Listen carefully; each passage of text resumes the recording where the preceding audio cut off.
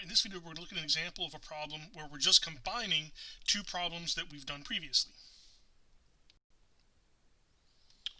Alright, so we're told that a sample of an unknown compound contains 99.2 grams of carbon, 11.1 grams of hydrogen, and 14.7 grams of oxygen. And we're also told the molar mass of the compound. So we want to know what is the molecular formula of this compound.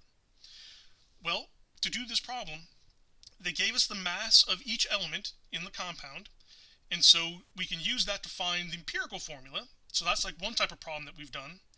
And then once we have the empirical formula, because we know the molar mass, we can determine the n that determines how many times we have to multiply the empirical formula by to get the molecular formula. And so we've done both of these problems, and so we just need to combine them together. So I'm really going to break this into two steps. Right? I'm going to forget about the second part, right? Don't worry about the molar mass right now. Just worry about the masses of each element, and let's find the empirical formula. Now, oftentimes they give us the percentages, and so we have to assume we have 100 grams. Here they just gave us the masses, so we don't have to do any assuming. We'll just work with these masses. So I need to find out how many moles of each element I have. So for carbon, I'll take the 99.2 grams, divide that by the molar mass of carbon,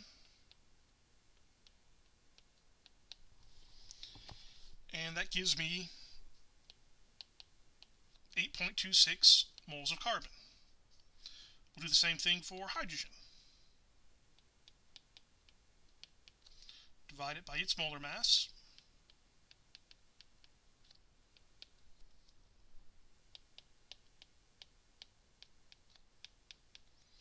And oxygen.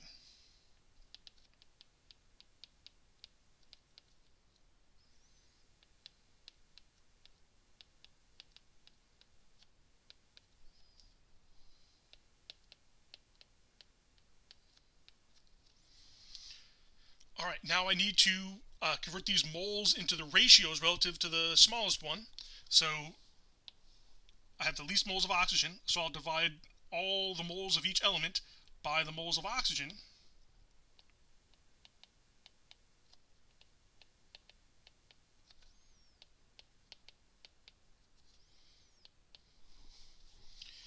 And so for carbon, I get 8.99.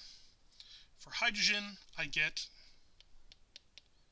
11.96, and for oxygen, I of course get 1.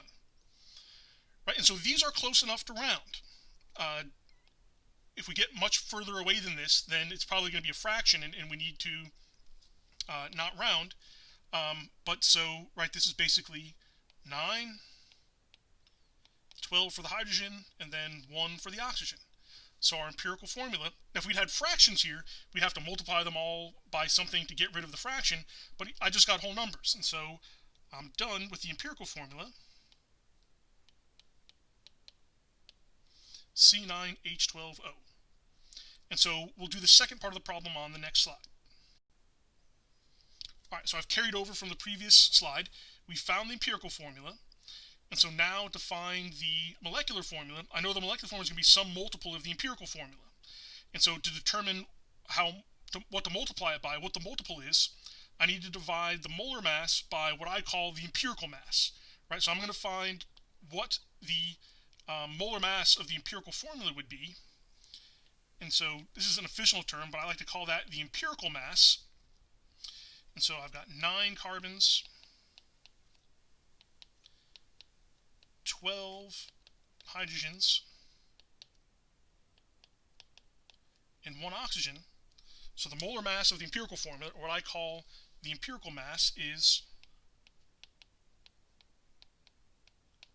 136.21 grams per mole. And so our multiplication factor to go from the empirical to the molecular formula is just the molar mass divided by the empirical mass, and they're both grams per mole, right? This is just an integer, so it shouldn't have any units. And when I do that, I basically get 3. So the molecular formula is 3 times the empirical formula. So for each element, I'll do 3 times 9, so that's going to be C27, H36, O3.